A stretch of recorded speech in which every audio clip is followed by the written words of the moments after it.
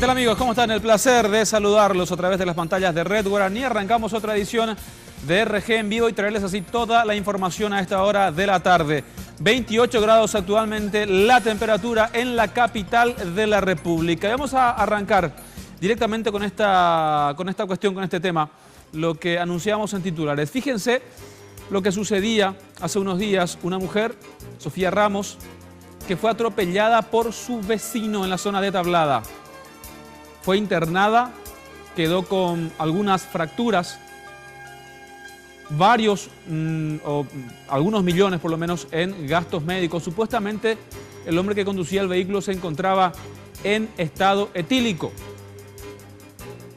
La mujer ahora tiene que enfrentar no solamente gastos médicos, tiene que enfrentar también gastos en el hogar. Esto era lo que pasaba hace unos días atrás, era el reclamo también de los propios familiares de Sofía Ramos, una mujer que trabaja como recicladora. Ahora está inmovilizada, no puede trabajar y esto precisamente le impide generar ingresos, por lo que reclama al hombre causante del percance que se haga cargo de sus gastos.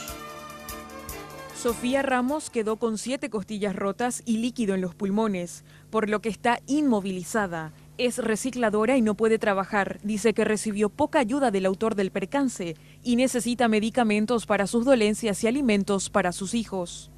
Mi marido no se puede ir a trabajar porque yo tengo que entrar a hacer pipí, y tiene que limpiar acá ellos. ¿Y quién otro me va a hacer eso?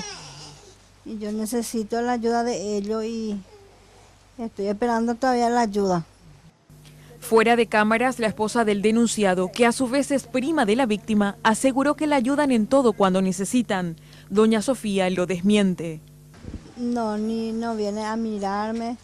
Ayer lo que trajo una bolsita de víveres y eso, me trajo. El percance ocurrió el domingo último. La hija de 2 años de la mujer se salvó de milagro de ser atropellada junto con su madre.